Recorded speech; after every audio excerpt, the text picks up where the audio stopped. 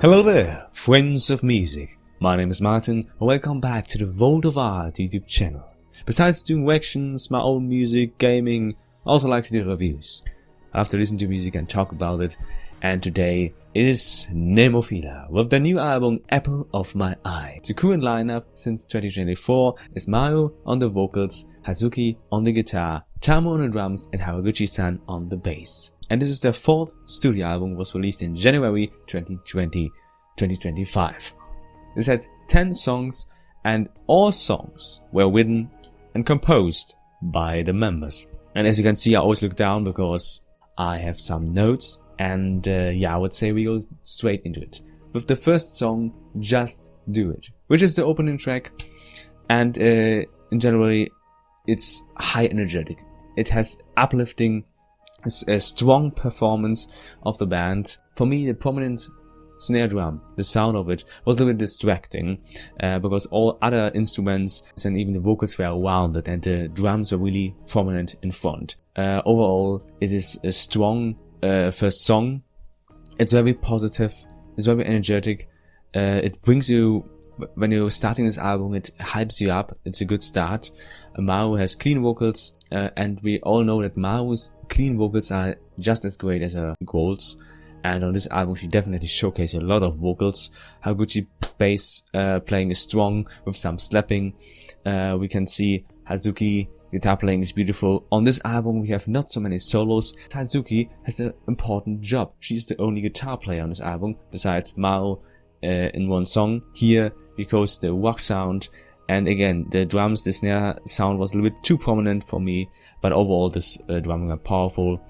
And it's definitely not my favorite on this album, but it's a good song. We're moving on to the second track. We have already all heard, Progress.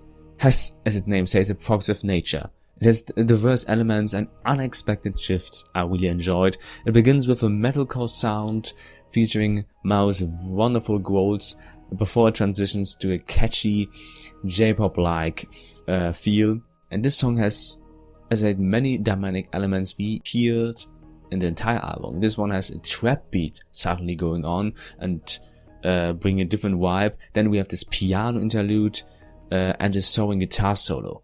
So like, this shifts from a second to another to really shifting not only the sound but also the emotions it have. There are a lot of songs that have this change ups, and I always love their metalcore sound, the synth coming and bringing down a little bit the J-pop, like the cover metal sound, and this definitely was the instant favorite of mine.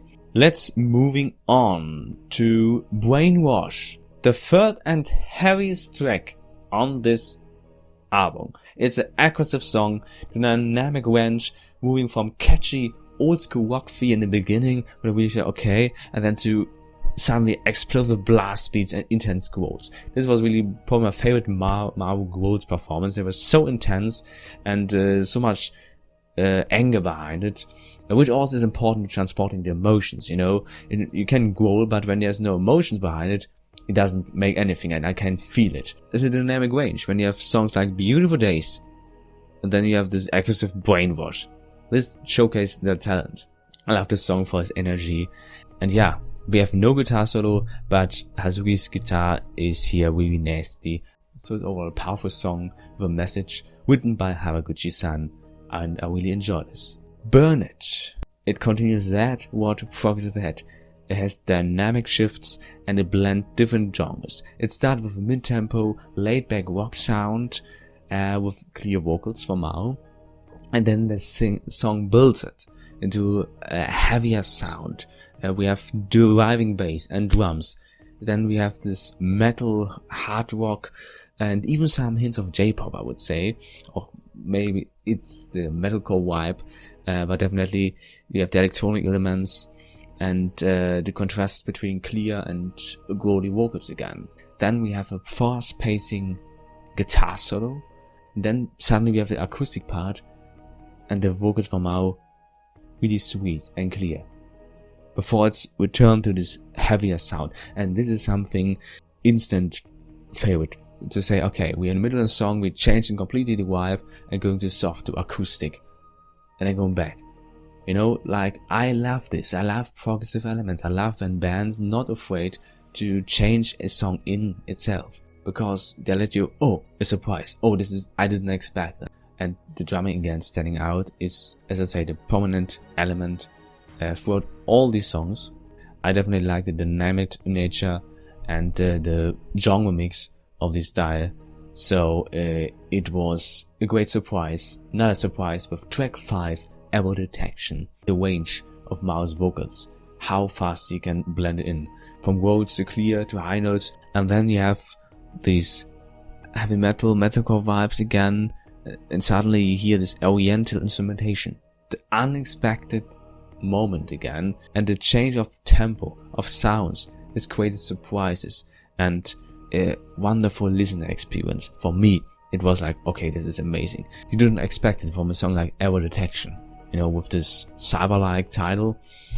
And yeah, I've also written here, it has a metalcore, kawaii metal feel. I think that's what I can describe with the J-pop vibes, and hints some Bollywood. That's what I get from the way with the vocals, maybe India, also with the beat, very oriental, very Africa-like. It's a characteristic, this change of tempo, of structure, of suddenly doing something different, and the incorporation of oriental instruments, influences. I love it. I'm a fan. I always say, use this. There's so many great instruments you can use to bring something different, and that's why I adore this so much. And that's why I consider Nemophila as one of my favorite metal bands, with their unique sound. Let's moving on to the wonderful song, Beautiful Days. It's the most heartful song on this album. It's the first time in the music video we saw Mao playing the guitar for an original song, not for a cover, and I love the instrumentation. It has this rock ballad. We have the laid back bass, the drums. It's really cozy. It together with the music video, was very emotional, seeing the kids from Tam and Mao and also their childhood. So it's really a relatable song, and the title says it, Beautiful Days. It's about embracing these wonderful moments, the happy moments of motherhood, of childhood. It's a moment to breathe on this album, to like chill out, and then, you know, continue with G.O.D, with God. And this one was the first new song we had with the 4 members, and an instant favorite. Love the genre mix. Hear perfectly this metalcore feel, the fast pacing. You have this fast singing and growly voice from Mao, and the lyrics also, the mix between Japanese and English, and yeah, what they're talking about really relatable, and the anger they have, and Mao brings. She always brings the right emotions to the songs. There's also something, it's so important, not just sing it, to bring the emotions, and Mao does it wonderful here. The chorus is very catchy. Some people say it has a radio-friendly approach. I just like that this mix, this also again the chorus with this something we have in a lot of these songs, which is great for the crowd, it's great for live performances. And what I mean, it brings this J-pop, J-rock, or anything about kawaii metal, like baby metal. So I definitely consider this one as metalcore. Now we're moving on to AKAGACHI with this taiko drums that you're hearing all over the song, and then you have this heavy metal mix. It reminds me of culture festivals in Japan, also for the vocals, the shouts we hear in the background. So it brings a dynamic, and it's another contrast to the metalcore vibes we had before. Yeah, as I said, yeah, this Eastern metal dice creating a festival-like atmosphere with the taiko drums, and again experimenting with the sounds. In this case, they're saying, okay, we have this taiko drums we're using, or some can say samples. Or recordings you're using when you have just shouts from Mao and co. And another song, the Japanese song, Who's That? Continued a unique sound. This is probably the one I really have to get. I have to listen multiple times, because the way we have this entire time, this kind of shout, this recording of Mao probably of doing these vocals, and then her singing to it, and then we have this drum changes, and really brings definitely a progressive element, and it begins with this bongos, acoustic-like feel, and then we have another transition to Nemophila's signature sound, this heaviness, and the song has this moments, also something Nemophila like to use, where we have just one or two instruments.